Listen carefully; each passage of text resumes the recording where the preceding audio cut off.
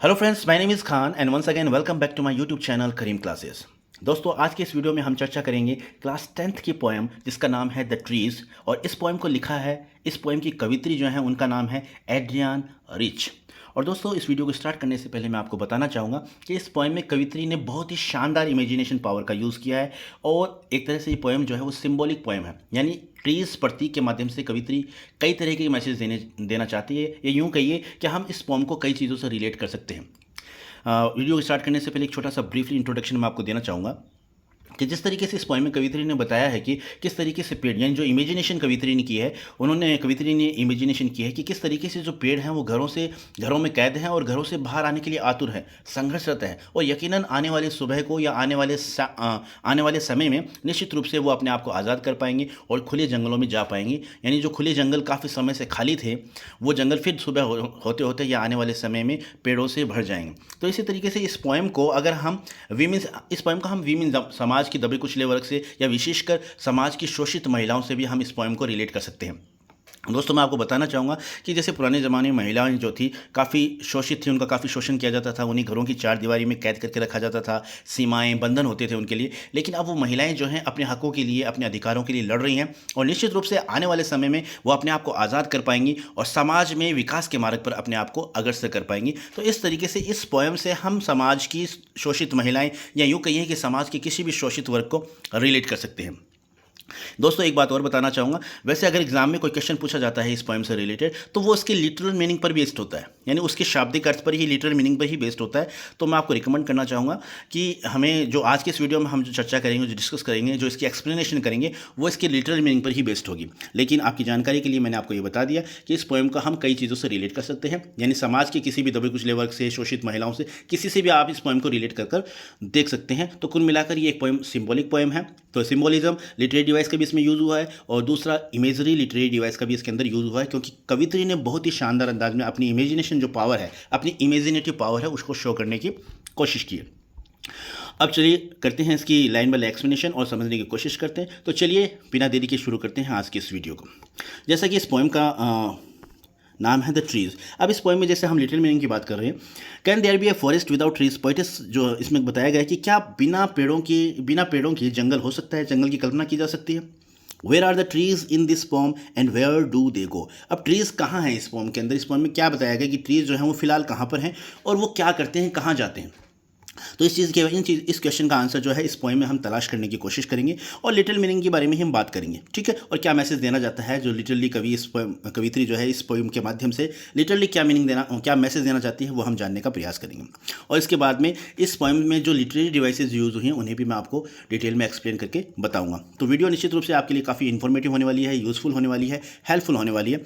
तो आपको मैं रिकमेंड करना चाहूँगा कि प्लीज़ वीडियो को पूरा देखिएगा और अगर आपको वीडियो पसंद आता है तो प्लीज़ इसे लाइक कीजिएगा, अपने दोस्तों के साथ शेयर कीजिएगा और मेरे चैनल को सब्सक्राइब कीजिएगा, क्योंकि आपका एक लाइक, एक शेयर, एक सब्सक्राइब मुझे मोटिवेट करता है। तो चलिए शुरू करते हैं। अब इसका एक्सप्लेनेशन कर लेते हैं। तो जैसे फर्स्ट स्टैंजा में पोइटेस कह रही है the trees inside are moving out into the forest, यानी जो ट्रीज हैं इनसाइड, जो घरों के अंदर हैं, are moving out into the forest, वो जंगलों की तरफ अग्रसर हैं, जंगलों की तरफ मूव कर रहे हैं, जंगलों की तरफ जा रहे हैं। The forest that was empty all these days, where no bird could sit, no insect hide. यानी पोइटस जो है वो कवित्री ये कह रही है कि जो पेड़ घरों के अंदर हैं वो अब जंगलों की तरफ जा रहे हैं, जंगलों की तरफ जाने का प्रयास कर रहे हैं। The forest that was empty all these days, जो जंगल काफ़ी दिनों से खाली थे, उन जंगलों की तरफ ये पेड़ जा रहे हैं। Where no bird could sit, no insect hide, यानी जब जंगल खाली थे, जंगलों में पेड़ नहीं थे, तो निश्चित रूप से पक्षियों को भी बैठने के लिए जगह नहीं थी और वहाँ पर कोई कीड़े मकोड़े जो हैं उनको भी कोई शरण, यानी छिपने के लिए कोई स्थान नहीं था। तो इसलिए पोइटस जो कह रही है कि जो पेड़ जो घरों के अंदर हैं वो जंगलों में जाने के लिए आतुर हैं, उन जंगलों में जो काफ़ी लंबे समय से खाली पड़े हैं। आगे क्या कहता है पोइटस? आगे पोइटस कहते हैं no sun bury its feet in shadow, the forest that was empty all these nights will be full of trees by morning। यानी इस स्टेंजा के अंदर कुल मिला के पोइटिस ने बताने की कोशिश की है कि जो पेड़ हैं, जो घरों के अंदर पेड़ हैं, वो अब जंगलों में जाने को आतुर हैं, बेताब हैं और वो संघर्षरत हैं। उन जंगलों में यानी जो जंगल काफ़ी समय से खाली थे, जहाँ बिल्कुल भी पेड़ नहीं थे, और पेड़ नहीं होने की वजह से जो पक्षी थे वो भी वहाँ पर कहीं पर बैठने को उन्हें जगह नहीं थी। और जो इंसेक्ट, जो कीड़े मकोड़े होते हैं, जो पेड़ों में पेड़ों में शरण लेते हैं, पेड़ों में अपना घर बनाते हैं, तो वो इंसेक्ट कीड़े मकोड़े हैं, उन्हें भी कहीं पर अपने आप को छिपने छिपाने के लिए स्थान नहीं था। No sun bury its feet in shadow, और सूरज की किरणें जब गिरती हैं आसमान से, सूरज की किरणें, तो सूरज की किरणों से जन पेड़ों पर गिरती है, फिर उससे वो छाया, जो पेड़ों की छाया होती है, तो पेड़ ही नहीं है तो छाया होने का तो सवाल ही नहीं है। तो इस तरीके से यानी जो सूरज की किरणें हैं उन्हें सूरज के पैर के रूप में यहाँ पर दर्शाने की कोशिश की है। तो सूरज जो है अपने पैरों को भी इन छायाओं में यानी गाड़ नहीं सकता। बरी का मतलब होता है गाड़ना, तो एक तरह से बिना पेड़ों, अगर पेड़ नहीं है तो वो जो है छाया नहीं होगी, तो सूरज की जो किरणें हैं वो इन पेड़ों पर, यानी सूरज के जो पैर हैं वो सूरज अपने पैरों को इन पेड़ों पर क्या है, रोपित नहीं कर पाएगा, जमा नहीं पाएगा। The forest that was empty all these nights, और जो जंगल जो थे वो खाली थे इतनी रातों से, will be full of trees by morning. ये जो पेड़ हैं, ये जंगल हैं, निश्चित रूप से आने वाली सुबह में वापस फिर से पेड़ों से भर जाएंगे। इस इमेजिनेशन का पोइटिस ने, कवित्री ने जो है इस स्टेंजा में बहुत ही ज़बरदस्त इमेजिनेशन पावर का यूज़ किया, यानी एक तरह से कल्पना की है, एक तरह से लाइव कमेंट्री करने की कोशिश कवित्री ने किया। ऐसा लग रहा है कि जैसे कवित्री उन चीज़ों को, पेड़ों को चलते हुए देख रही है, महसूस कर रही है, और ऐसा लग रहा है कि घरों में जो पेड़ हैं वो निश्चित रूप से अब जा रहे हैं कि करके, और वो जंगलों में जाकर इकट्ठे हो जाएंगे और जंगल जो खाली थे वो भर जाएंगे। इस तरीके से एक लाइव कमेंट्री करने की कोशिश कवित्री ने की है, या यूँ कहिए कुल मिलाकर ज़बरदस्त इमेजिनेशन पावर का यूज़ किया गया। अब बात करते हैं नेक्स्ट स्टेंजा की। नेक्स्ट स्टेंजा में पोइट्री क्या कहती है? All night the roots work to disengage themselves from the cracks in the veranda floor, the leaves strain towards the glass, small twigs stiff with exertion. Point करिए कि जो पेड़ों की जड़ें हैं वो पूरी रात से काम कर रही हैं टू डिसएंगेज मतलब अपने आप को आज़ाद करने के लिए, themselves फ्रॉम द क्रैक्स यानी दरारों से अपने आप को निकालने के लिए, इन द वरांडा फुल जो बरामदे में फर्श पे जो दरारें हैं, उन दरारों से अपने आप को बाहर निकालने के लिए जो जड़ें हैं पेड़ों की वो आतुर हैं अपने आप को बाहर निकालने के लिए। The leaves strain towards the glass, और जो पत्तियां हैं वो क्या करें, कांच की तरफ अग्रसर, यानी खिंचाव, जो पत्तियों में खिंचाव है वो कांच की तरफ खिंचाव, खिड़कियों के कांच की तरफ उन पत्तियों में खिंचाव है, वो वहाँ पर खिंचाव कर रही हैं। Small twigs stiff with exertion, और छोटी छोटी जो टहनियाँ होती हैं, ट्विग्स होती हैं, जो छोटी छोटी ब्रांचेज होती हैं, टहनियाँ होती हैं, वो स्टिफ हो गई, कठोर हो गई हैं, सख्त हो गई हैं, कड़क हो गई हैं। किसके कारण? कठोर परिश्रम के कारण, यानी अपने आप को जो वो संघर्षरत हैं, अपने आप को आज़ाद कराने में जो वो संघर्षरत हैं, बाहर जाने को आतुर है, तो इस प्रयास के अंदर, इस कठिन प्रयास के अंदर परिश्रम करने की वजह से उनकी वो छोटी छोटी टहनियाँ जो हैं वो क्या हो गई हैं, सख्त हो गई हैं, कठोर हो गई हैं। Long cramped Bhoj सफलिंग under the roof, और बड़ी बड़ी लंबी लंबी जो मुड़ी हुई जो शाखाएं हैं वो शफल कर रही हैं। शफल मतलब रगड़ रही, अपने आप को रगड़ रही हैं, किससे? रूफ, छतों के नीचे, और रगड़ने की वजह से, अपने आप को रगड़ने की वजह से क्या होता है, like newly discharge patient half days moving to the clinic door, यानी उनकी हालत इस तरीके से हो गई जिस तरीके से हॉस्पिटल से जो कोई पेशेंट होता है, यानी अपनी पूरी तरीके से स्वस्थ ना होकर आधी अधूरी अवस्था में जब डिस्चार्ज होकर हॉस्पिटल से जाता है, तो उसकी जो हालत होती है उस तरीके की हालत जो है इन लॉन्ग क्रैम्प्ड बोज की हो गई, यानी लंबी जो मुड़ी हुई शाखाएं, इनकी हालत भी रगड़ खा कर ये अपने इनकी हालत इस तरीके से हो गई है। किस तरीके से? डिस्चार्ज पैसेज, यानी जो अभी हॉस्पिटल से छूटा हो, जैसे छुट्टी मिली हो, और अभी वो मतलब अर्ध विक्षिप्त अवस्था में, यानी पूरी तरीके से स्वस्थ नहीं है, तो ऐसी हालत उन शाखाओं की हो रही है, और वो सफल कर रही है, यानी रगड़ खा रही है छतों के नीचे। ठीक है, अब बात करते हैं नेक्स्ट स्टेंजा की। नेक्स्ट स्टेंजा में पोइटेस कह रही है, I sit inside, door opens to the veranda, writing long letters. अब पोइटेस जो है वो कवित्री कह रही है कि मैं अंदर बैठी हुई हूँ और दरवाज़ा मेरा बरामदे में खुला हुआ है और मैं लंबे लंबे पत्र लिख रही हूँ। ठीक है, in which I scarcely mention the departure of the forest from the house, लेकिन मैंने इन पत्रों में, मेरे लेटर्स के अंदर मैंने इन चीज़ों का बहुत ही कम, या यूँ कही गई इस चीज़ का उल्लेख नहीं किया। किस चीज़ का? यानी जो पेड़ हैं घरों से जंगलों की तरफ डिपार्चर कर रही है, इस चीज़ का मैंने बिल्कुल भी उल्लेख नहीं किया है, क्योंकि कवित्री इसको नहीं समझती कि इसका उल्लेख किया जाना चाहिए। ठीक है, the night is fresh, the whole moon shines in the sky still open, और कवित्री कह रही है कि जो वो लेटर लिख रही है तो उस चीज़ को महसूस कर रही है कि जो रात है वो एकदम ताजगी से भरी हुई है और पूरा चंद्रमा जो है वो चमक रहा है खुले आसमान के अंदर। ठीक है, तो इस तरीके से पोइटिस ने ये कल्पना की है। नेक्स्ट देख लेते हैं। अब आगे पोइटिस कहती है, the smell of leaves and lichen still reaches like a voice into the rooms. अब यानी जो गंध है पत्तियों की और लाइकिन जो काई वगैरह जम जाती है पेड़ों पर, उनकी जो गंध है वो मेरे पास पहुंच रही है। ऐसे लग रहा है जैसे कोई आवाज़ की मानिंद आवाज़ की तरह जस्ट लाइक ए वॉइस वो मेरे पास, मेरे कमरों में पहुंच रही है। My head is full of whispers, और मेरा जो सर जो है मेरा वो फुसफुसाहट से एकदम भरा हुआ है, यानी जो आवाज़ खुसर पुसर जो आवाज़ें हो रही है इससे मेरा जो सर है एकदम फुल भर चुका है। विच टुमारो विल बी साइलेंट, लेकिन कल तक एकदम साइलेंट हो जाएगा, सब तक सब कुछ यहाँ पर शांत हो जाएगा। क्यों हो जाएगा? क्योंकि जंगल जो पेड़ जो है वो घरों से अब बाहर निकलने को आतुर है, और निश्चित रूप से आने वाली सुबह तक ये सभी जो है जंगलों में होंगी, तो घर खाली हो जाएंगे, तो जो फुसफुसाहट है ये बिल्कुल एकदम शांत होने वाली है। Listen the glass is breaking, the trees are stumbling forward into the night, यानी पोइटेस सुन रही है आवाज़ की टूटने, ग्लास की यानी कांच की टूटने की आवाज़ पोइटेस सुन रही है। ट्रीज आर स्टम्बलिंग, पेड़ जो है लड़खड़ा रही है, यानी एक दूसरे जब आगे बढ़ते हैं तो लड़खड़ाते हुए पेड़ जो है आगे बढ़ रहे हैं रात के अंदर, यानी पेड़ जब बाहर निकलने को आतुर हैं, बाहर निकल रहे हैं, तो वो लड़खड़ाते हुए आगे चल रहे हैं। Winds rush to meet them, और हवा जो है वो भी उनको मिलने को बेताब है, उनको मिलने के लिए वो क्या दौड़ रही है, ऐसा महसूस हो रहा है कवित्री को। The moon is broken like a mirror, और जो चंद्रमा है वो एक कांच की तरह टूटा हुआ नजर आ रहा है। It's flash now in the crown of the tallest ऑक, और ओक का जो वृक्ष है बाहर बलूत का जिसे बोलते हैं, एक बड़ा पेड़ होता है, उस पेड़ के ऊपर जो चंद्रमा है एक मुकुट के मानिंद चमक रहा है। तो इस तरह की कल्पना पोइटिस ने इस पोएम के अंदर की है। तो कुल मिला के एक तरह से जीवंत लाइव कमेंट्री करने की पोइटिस ने कोशिश की, और बहुत ही शानदार अंदाज में, बहुत ज़बरदस्त इमेजिनेशन पावर का कवित्री ने इसके अंदर यूज़ किया है। तो ये था इसका जो लिटरल मीनिंग था। वर्ड टू वर्ड मैंने ट्रांसलेशन करने की कोशिश की है, वर्ड टू वर्ड मैंने एक्सप्लेन करने की कोशिश की है। मुझे उम्मीद है आपको ये एक्सप्लेनेशन जो है अच्छी तरीके से समझ में आ गई होगी। और दोस्तों मैं आपको बताना चाहूँगा, अगर एग्जाम में कोई क्वेश्चन पूछा जाएगा ना, तो वो इनके लिटरल मीनिंग से ही रिलेटेड पूछा जाएगा, क्या मैसेज पोइटिस देना चाहती है, यानी एक्चुअली इस पोएम में बताया क्या गया है। तो अगर हम लिटरल मीनिंग की बात करें तो इस पोएम में यही बताया गया है कि इस पोएम में कवित्री ने बताया है मनुष्य और प्रकृति के बीच में जो द्वंद्व है, जो कॉन्फ्लिक्ट है, उसे इस पोएम में दर्शाने की कोशिश की है। तो मेन रूप से आपको यही चीज़ याद करनी है। वैसे अगर इसके अलावा आपकी जानकारी के लिए मैंने आपको बता दिया है कि इस पोएम को हम कई चीज़ों से रिलेट कर सकते हैं, जैसे समाज के किसी भी शोषित दबे कुचले वर्ग से या महिलाओं से, इनसे हम रिलेट करके इस पोएम को देख सकते हैं। लेकिन जो वास्तविक इसका लिटरल मीनिंग है वो यही है कि इसमें मनुष्य और प्रकृति के बीच में एक द्वंद्व को दर्शाया गया है, और एग्जाम में अगर कोई क्वेश्चन पूछा जाएगा तो वो इससे ही रिलेटेड होगा। ठीक है, तो ये थी आज इसकी एक्सप्लेनेशन। अब बात कर लेते हैं इस पोएम में यूज़ हुई मुख्य जो मोस्ट इंपॉर्टेंट जो लिटरेरी डिवाइसेस हैं उनके बारे में डिटेल डिस्कस कर लेते हैं। तो देखते हैं कौन कौन सी लिटरेरी डिवाइस इस पोएम में यूज़ हुई है। तो सबसे पहले जैसा कि मैंने आपको बताया था कि इमेजरी का यूज़ हुआ है। इमेजरी मतलब इमेजरी वर्ड बना है इमेजिनेशन से, यानी कल्पना से। तो मैंने इमेजिनेशन वर्ड का यूज़ किया है, तो इस पोएम में ज़बरदस्त इमेजिनेशन का यूज़ किया गया पोइटिस के द्वारा। इमेजरी का मतलब होता है use of words and phrase that create visual image in the mind, यानी जब किसी वर्ड को, किसी सेंटेंस को सुनकर या पढ़कर हमारे दिमाग में उस चीज़ की तस्वीर बन जाए, है ना, तस्वीर बन जाए, तो समझ लो कि वहाँ पर इमेजरी लिटरेरी डिवाइस का यूज़ हुआ है। जैसे इसमें जिस तरीके से पोइटिस ने एक लाइव कमेंट्री की, तो कुल मिला के ऐसा लग रहा है जैसे पेड़ों को हम चलता हुआ देख रहे हैं, है ना, पेड़ों को हमने एक चलता हुआ देखा है। इस तरीके से उनका जो चित्र है हमारे दिमाग में जो है एक बन गया, चित्र सा बन गया है।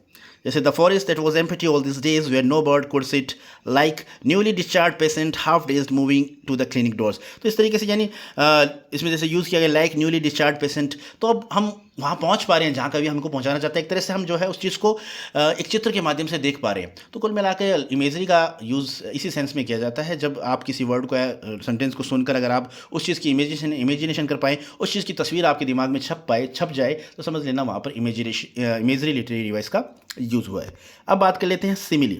जो सेकंड हमारी लिटरेरी डिवाइस है वो है सिमिली। सिमिली का मतलब होता है दोस्तों a comparison made between two or more things people using word like or as, यानी सिमिली यानी किसी भी सेंटेंस में अगर लाइक और एज का यूज़, यानी या तो लाइक का यूज़ किया गया होगा या एज का यूज़ किया गया होगा, और दो चीज़ों में कंपेरिजन किया गया, यानी लाइक और एज इन दो वर्ड का या दोनों में से किसी एक वर्ड का यूज़ कर जब किसी चीज़ का कंपैरिजन किया जाता है, तो आप मान कर चलें वहाँ पर जो लिटरेरी डिवाइस यूज़ हुई है वो हुई है सिमिली। जैसे एग्जांपल देख लेते हैं। जैसे पहला एग्जांपल है लाइक न्यूली डिस्चार्ज पेशेंट। तो ये न्यूली डिस्चार्ज पेशेंट लाइक का यूज़ हो गया, तो लाइक का यूज़ होते हम कह देंगे यहाँ पर कि यहाँ पर जो यूज़ हुई है लिटरेरी डिवाइस वो है सिमिली। इसी तरीके से still reaches like a voice into the rooms. अब आवाज़ से कंपेरिजन किया गया है, ठीक, उनके पहुँचने को आवाज़ से, उनकी सुगंध को जो है जो स्मेल थी उसको आवाज़ से कंपेयर किया गया है। तो कंपेयर किया है और लाइक का यूज़ किया गया है, तो हम कह सकते हैं कि यहाँ पर भी क्या यूज़ हुआ है, सिमिली लिटरेरी डिवाइस का यूज़ हुआ है। The moon is broken like a mirror. तो मिरर को और मून को रिलेट किया गया, कंपेयर किया गया है, और लाइक वर्ड का यूज़ किया गया है। तो इस तरीके से हम यहाँ पर कह सकते हैं कि इस सेंटेंस में भी सिमिली लिटरेरी डिवाइस का यूज़ हुआ है। तो कुल मिलाकर सिमिली का मतलब यही हो गया, जब हम दो चीज़ों में कंपैरिजन करते हैं और लाइक या एज वर्ड का यूज़ करते हैं, तो आप मान कर चलें वहाँ पर जो लिटरेरी डिवाइस यूज़ हुई है वो हुई है सिमिली। ठीक है, अब बात कर लेते हैं हमारी जो नेक्स्ट लिटरेरी डिवाइस है वो है रेपिटेशन। दोस्तों रेपिटेशन का मतलब ही होता है पुनरावृत्ति, यानी किसी चीज़ को बार बार किसी चीज़ का आना। अब जो लिटरेरी डिवाइस रेपिटेशन है और एक लिटरेरी डिवाइस होती है एनाफोरा, इसमें थोड़ा माइनर डिफरेंस होता है। रेपिटेशन जो होती है ये यानी किसी भी पोएम में, किसी भी स्टैंजा में कहीं पर भी किसी भी शब्द की या किसी लाइन की पुनरावृत्ति हो सकती है रेपिटेशन के अंदर किसी भी शब्द की, किसी भी लाइन की उस पूरी पोएम में या स्टैंजा में कहीं पर भी पुनरावृत्ति हो सकती है। लेकिन अगर हम एनाफोरा की बात करें तो एनाफोरा में क्या होता है, एनाफोरा में किसी भी स्टैंजा की जो कंजिक्यूटिव लाइन है, यानी एक के बाद एक जो लगातार जो लाइनें होती हैं, उन लाइनों की स्टार्टिंग में जो वर्ड होता है और उनकी जो रेपिटेशन होती है, वो अगर रेपिटेशन हो रही है किसी वर्ड की कंसेक्यूटिव लाइन के अंदर, तब हम कहेंगे कि वहाँ पर रेपिटेशन नहीं है बल्कि क्या है, वहाँ पर एनाफोरा लिटरेरी डिवाइस का यूज़ हुआ है। आगे एग्जाम्पल भी है, आगे इस डिवाइस को मैंने समझाया भी है, तो वो नेक्स्ट आगे देखेंगे। लेकिन फिलहाल देख लेते हैं कि रेपिटेशन का मतलब क्या होता है। रेपिटेशन का मतलब हो गया words line are repeated to emphasize an idea और क्रिएट राइम, यानी शब्दों का या पंक्तियों का बार बार जो रिपीट किए जाती हैं जोड़ देने के लिए किसी विचार पर, है ना, कोई राइम क्रिएट करने के लिए, तो वहाँ पर हम कहेंगे कि लिटरेरी डिवाइस जो है वो रेपिटेशन का यूज़ हुआ है। एग्जांपल देख लेते हैं। The trees inside are moving out into the forest that was empty. अब देखो ये लाइन जो है the forest that was empty, ये इसी स्टैंजा में आगे भी यूज़ हुई है, the forest that was empty. तो यानी कंसेक्यूटिव लाइन तो नहीं है लेकिन कहीं ना कहीं यूज़ हुई है। अगर कंसेक्यूटिव नेक्स्ट लाइन में यूज़ होता तब तो हम एनाफोरा कहते थे, लेकिन एक बार तो यहाँ पर यूज़ हुआ है और दूसरी बार आगे 2 या 3 लाइन छोड़कर आगे यूज़ हुआ है। कहने का मतलब इस पोएम के अंदर 2 बार इस चीज़ को रिपीट किया गया है। तो इस सेंस में यहाँ पर हम कहेंगे कि यहाँ पर जो लिटरेरी डिवाइस यूज़ हुई है वो रेपिटेशन यूज़ हुई है। ठीक है, मुझे उम्मीद है आपको जो मैं समझाना चाह रहा हूँ आपको अच्छी तरीके से समझ में आ रहा है। ठीक है, अब आगे देखते हैं पर्सोनिफिकेशन। पर्सोनिफिकेशन का मतलब होता है मानवीकरण करना किसी चीज़ का, यानी किसी भी ऑब्जेक्ट को या किसी भी लिविंग बीइंग को, या हम जब ह्यूमन की क्वालिटी से क्या करते हैं, मनुष्य की विशेषताओं से नवाजते हैं किसी चीज़ को, है ना, उसको ह्यूमन क्वालिटी दे दी जाती है, तो वहाँ पर हम ऐसे कहते हैं कि इस चीज़ को पर्सोनिफाइड किया गया है, यानी इस चीज़ का मानवीकरण किया गया। जैसे ट्रीज़ मान लीजिए, ये एग्जाम्पल है, इसका डेफिनेशन देखें तो पर्सोनिफिकेशन मतलब होता है एन ऑब्जेक्ट और living being are given human like attributes, यानी मनुष्य की तरह कोई विशेषता किसी चीज़ को दे देना, यानी मनुष्य की तरह उससे जो बिहेव करना, मनुष्य में जो क्वालिटीज़ होती हैं वो किसी नॉन लिविंग चीज़ को या किसी वस्तु को उसको देने के सेंस में हम इसे कहते हैं कि उस चीज़ का क्या किया गया है, मानवीकरण किया गया। तो एग्जांपल देख लेते हैं। The trees inside are moving out into the forest. अब जो ट्रीज़ अंदर हैं वो बाहर जा रहे हैं, यानी यहाँ ट्रीज़ इस तरीके से बताया गया कि ट्रीज जो है चलकर जंगलों में जा रहे हैं। हालांकि ट्रीज चलते नहीं है, लेकिन यानी चलने की क्वालिटी किस में होती है, ह्यूमन में होती है। ट्रीज तो स्थिर रहते हैं, हालांकि सजीव हैं, लिविंग बीइंग की श्रेणी में आते हैं, लेकिन ट्रीज क्या है, वो चलते नहीं हैं। लेकिन यहाँ पर बताया गया कि ट्रीज चल रहे हैं, तो इस तरीके से जो चलने की क्वालिटी है, जो मनुष्य में क्वालिटी होती है, वो क्वालिटी क्या कर दी, ट्रीज को दे दी। तो यहाँ पर हम कह सकते हैं कि ट्रीज जो है इन्हें पर्सोनिफाइड किया गया है। ठीक है, इसी तरीके से no sun bury its feet in shadow all night the root works winds rush to meet them. तो यानी सूरज जो है, सूरज को भी पर्सोनिफाइड किया गया है, जड़ों को, रूट्स हैं जो विंड्स है, रश टू मीट देम, हवाएं जो हैं भाग रही हैं, तो ये भी एक तरह से विंड को, सन को, ट्रीज को, ये जितनी तमाम चीज़ें इन सभी को क्या किया गया है, पर्सोनिफाइड किया गया, यानी ह्यूमन क्वालिटी जो है इनको दी गई हैं। तो इस तरीके से हम कह सकते हैं कि इन लाइन्स में क्या किया गया है, पर्सोनिफिकेशन लिटरेरी डिवाइस का यूज़ किया गया। अब बात करते हैं सिंबोलिज्म की। सिंबोलिज्म, जैसा कि मैंने आपको बताया था कि ये पोएम जो है एक सिंबॉलिक पोएम है और प्रतीक जो ट्रीज़ है इसके माध्यम से बहुत बड़ा मैसेज देने की कवित्री ने कोशिश की है। तो सिंबोलिज्म का मतलब होता है use of symbols to represent ideas और क्वालिटीज़, यानी सिंबल का यूज़ करके अपने विचारों को प्रस्तुत करने का जो तरीका होता है उसे वहाँ पर हम कहते हैं कि यहाँ पर सिंबोलिज्म लिटरेरी डिवाइस का यूज़ हुआ है। जैसे इसमें बताया गया the trees are use to signify the importance of forest and problems of deforestation, यानी इस पोएम के अंदर जो ट्रीज़ है इसका यूज़ किया गया है प्रस्तुत करने के लिए। क्या प्रस्तुत करने के लिए, जंगलों के महत्व को या वनों की कटाई से जो समस्या पैदा होती है उसको दर्शाने के लिए ट्रीज़ को जो है एज ए सिंबल यूज़ किया गया है। और इस पोएम के 2 मीनिंग हैं, जैसा कि मैंने आपको पहले भी बता दिया है। अगर हम सुपरफिशियल मीनिंग की बात करें, यानी एकदम बाहरी स्तर पर अगर इसका मीनिंग देखें तो इसका मतलब होता है the trees symbolise the conflict between man and nature, यानी यहाँ पे इस पोएम के अंदर ट्रीज के माध्यम से जो है मनुष्य और प्रकृति के बीच में जो है एक द्वंद्व को दर्शाने की कोशिश की है। तो यहाँ भी एक ट्रीज को एक एज ए सिंबल यूज़ किया गया है और ट्रीज को सिंबल के रूप में क्या एज ए सिंबल यूज़ करके प्रकृति और मनुष्य के बीच में एक द्वंद्व को दर्शाने की कोशिश की है। और अगर हम इसका डीपर मीनिंग की बात करें तो ट्रीज़ को डीपर मीनिंग के रूप में अगर हम लें तो यहाँ पर जो ट्रीज़ है वो उसके माध्यम से बताया गया कि किस तरीके से the trees symbolise the suppressed women community in our society, तो किस तरीके से जो हमारे समाज में दबी कुचली महिला जो वर्ग है हमारे समाज में उसको प्रतीक ट्रीज़ के माध्यम से बताने की, उनके बारे में बताने की कोशिश की गई है। तो कुल मिला के जब किसी भी चीज़ को किसी प्रतीक के माध्यम से किसी चीज़ को किसी कविता में बताने की कोशिश की जाए तो वहाँ पर हम कह सकते हैं कि वहाँ पर सिम्बोलिज्म लिटरेरी डिवाइस का यूज़ हुआ है। अब बात कर लेते हैं हमारी नेक्स्ट लिटरेरी डिवाइस जो कि बहुत ही इंपॉर्टेंट है, और इसका नाम है एनाफोरा।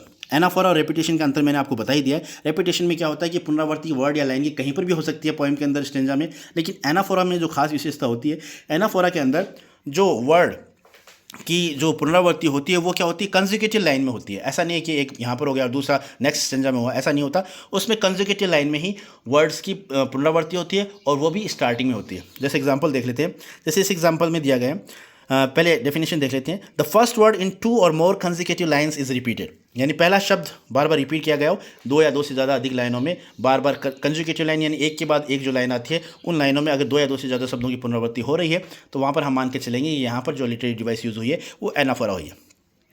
जैसे एग्जाम्पल देख लेते हैं, the trees inside are moving out into the forest that was empty all this days where no bird could sit, और आगे देखिए, no insect hide no sun bury its feet in shadow. तो यहाँ पर no दोनों line में no का use हुआ है, यानी जो वर्ड जो है इसका रिपीटेशन हुआ है। तो यहाँ पर हम रेपिटेशन न कहकर क्या कहेंगे, यहाँ पर जो लिटरेरी डिवाइस यूज़ हुई है उसे हम एनाफोरा कहेंगे।